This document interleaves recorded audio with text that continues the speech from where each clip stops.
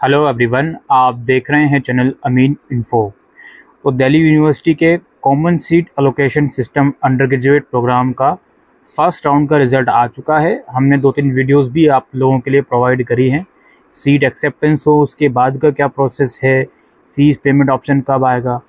इस वीडियो में हम अपग्रेड और फ्रीज़ वाले ऑप्शन को और जो रीशफलिंग होगी आपकी सेकेंड राउंड से पहले, जो आप अपने प्रेफरेंस को रीशफल कर पाओगे, इन तीनों चीज़ों को डिटेल में हम समझने की कोशिश करेंगे। कि सबसे पहले तो जो बच्चों को फर्स्ट राउंड में कोई कॉलेज अलॉट हुआ है, उसे अगर वो सेटिस्फाइड नहीं है, वो सेकंड राउंड में जाना चाहता है, तो सेकंड राउंड में जाने के लिए उसको फर्स्ट राउंड में एडमिशन लेना पड़ेगा और एडमिशन लेने के बाद उसे अपग्रेड का ऑप्शन चूज़ करना पड़ेगा। ये सारी एक्टिविटीज़ उसे कंप्लीट करनी पड़ेगी।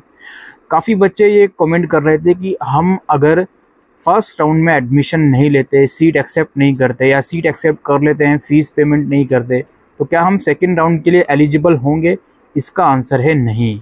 सेकंड राउंड के लिए अगर आपको आना है तो आपको फर्स्ट राउंड में एडमिशन लेना होगा, फ़ीस पेमेंट करनी होगी, प्लस अपग्रेड का ऑप्शन भी प्रेस करना होगा।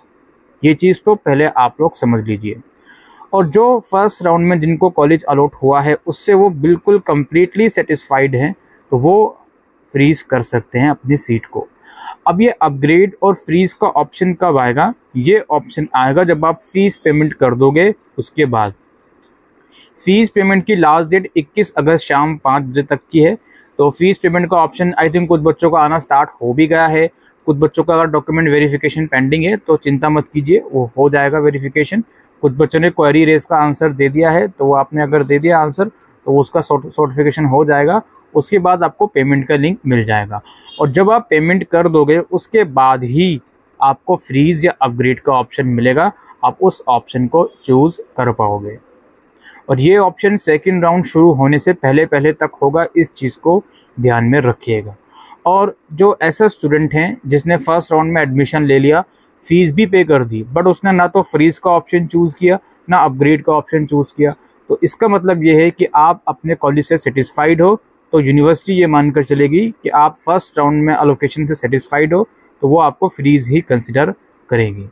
दूसरी बात मैं यहाँ पर ये करने वाला हूँ, जिन बच्चों ने मान लीजिए कॉलेज को फ्रीज़ कर लिया, अभी तो उनका माइंडसेट ऐसा है कि हाँ हम सेटिस्फाइड है, हमने फ्रीज़ कर लिया, क्या आगे कभी ऐसा पॉसिबल है कि वो दोबारा से काउंसलिंग में पार्टिसिपेट कर सकते हैं?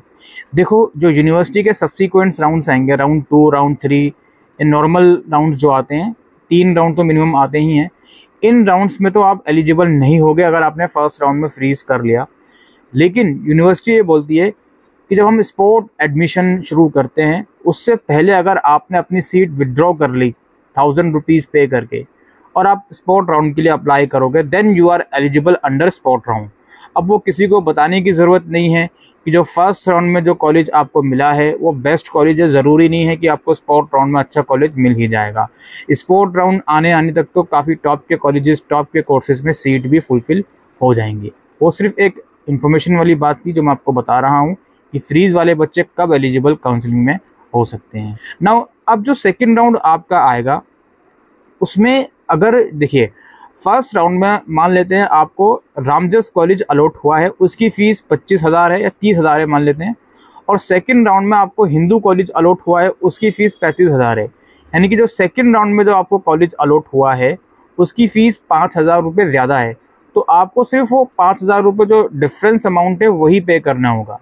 और अगर मान लेते हैं सेकेंड राउंड में जो कॉलेज आपको अलॉट हुआ अपग्रेड करने के बाद, उस कॉलेज की फ़ीस फर्स्ट राउंड से कम है, 3,000 रुपये कम है या 4,000 रुपये कम है, तो जितनी फ़ीस कम होगी उतनी आपकी रिफ़ंड मिल जाएगा। लेकिन ये रिफ़ंड इतना जल्दी नहीं मिलता।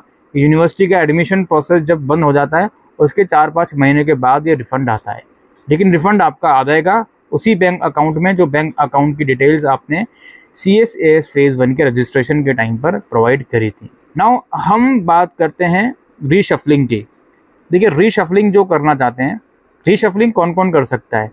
जिसको फर्स्ट राउंड में कोई भी सीट अलॉट नहीं हुई वो सेकंड राउंड में एलिजिबल है, और सेकंड राउंड में अलॉटमेंट से पहले वो अपने सारे प्रेफरेंस को रीशफल कर सकता है, क्योंकि उसको तो फर्स्ट राउंड में कोई सीट ही अलॉट नहीं हुई।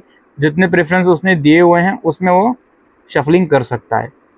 दूसरा, वो जो बच्चा अपग्रेड का ऑप्शन चूज करेगा तो वो सेकेंड राउंड से पहले उन्हीं प्रेफरेंस में शफलिंग कर सकता है जो उसकी हायर हायर जो कॉम्बिनेशन है।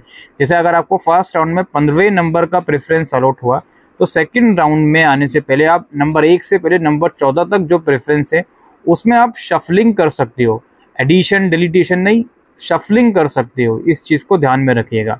अब आपको 15वें नंबर का प्रेफरेंस अलॉट हुआ है, अब आपका माइंड ऐसा चेंज हुआ कि नहीं यार 17वें नंबर का मुझे मिल जाता, तो वो पॉसिबल नहीं है। 16वें नंबर का मिल जाता, वो पॉसिबल नहीं है। नेक्स्ट राउंड में जो बच्चा अपग्रेड करके आ रहे हैं, या तो यही होगा कि या तो उनका सेम कॉलेज जो फर्स्ट राउंड में मिला है वही रिटेन हो जाएगा, या फिर उनको जो 1 से लेकर 14 तक का उनका प्रेफरेंस है उनमें से कोई प्रेफरेंस उनको मिल जाएगा। तो इस चीज़ को आप लोग दिमाग में रखिएगा। इस चीज़ के डर में मत रहिएगा कि कहीं ऐसा ना हो कि सेकेंड राउंड में कोई कॉलेज ही ना मिला अपग्रेड करने के बाद। ऐसा नहीं होगा। जैसे कि मैंने कहा, या तो फर्स्ट राउंड वाला रिटेन हो जाएगा या फिर आपको जो आपके और हायर प्रेफरेंस हैं उनमें से कोई कॉलेज मिल जाएगा। अब आप सेकेंड राउंड में भी उससे सेटिस्फाइड नहीं हो तो आप ऑब्वियसली अपग्रेड का ऑप्शन चूज करके और फर्दर राउंड्स के लिए जा सकते हो, या फिर आपका माइंड चेंज हो गया चलो कोई बात नहीं अब इसी को मैं रिटेन कर लेता हूँ, तो सेकेंड राउंड में उसी कॉलेज को आप फ्रीज भी कर सकते हो। इस चीज़ को ध्यान में रखिएगा। और जो बच्चे रीशफलिंग करेंगे अपने प्रेफरेंस की, रीशफलिंग से पहले आप ये ज़रूर से देखिएगा कि जो कोर्सेज है उसका रैंक कितना गया है, किस कॉलेज में कट ऑफ क्या है। जो आपके डैशबोर्ड में जो नया ऑप्शन आ रहा है उसे आप लोग ज़रूर से चेक कीजिएगा रीशफलिंग करने से पहले। तो इस चीज़ का भी ध्यान में रखिएगा। और कई बार क्या होता है, जैसे हमें मान लीजिए नंबर 8 प्रेफरेंस मिला है। अब अमूमन तो हम यही सोचकर चलेंगे कि यार नंबर 1 से लेकर नंबर 7 तक जो प्रेफरेंस हैं वो हमारे और प्रेफर्ड कॉलेजेस हैं जिसमें हम एडमिशन लेना चाहते हैं। लेकिन समटाइम स्टूडेंट्स का माइंड चेंज हो जाता है कि नहीं, मुझे ज़रूर 8वां प्रेफरेंस मिला है लेकिन मैं अपने 7वें या 6ठे प्रेफरेंस से सेटिस्फाइड नहीं हूँगा अगर वो मुझे मिल जाएगा। हाँ, अगर 1 से लेकर 5 तक का प्रेफरेंस मिल गया तो मैं सेटिस्फाइड हूँगा। तो इस चीज़ को भी दिमाग में रखते हुए चलिएगा कि जो बच्चे अपग्रेड के लिए जा रहे हैं उन्हें अगर अभी इस वक्त 8वां प्रेफरेंस मिला है और नेक्स्ट राउंड में अगर उनको 6ठा या 7वां प्रेफरेंस मिल गया जो कि अब उन्हें अच्छा नहीं लग रहा, तो वो चीज़ भी हो सकती है। इस चीज़ को भी शफलिंग अपग्रेड वाला ऑप्शन चूज़ करने से पहले इन चीज़ों को भी दिमाग में रखते हुए चलिएगा आप लोग, ठीक है। और बस यही आज की इस वीडियो में हम डिस्कस करने आए थे। Thank you.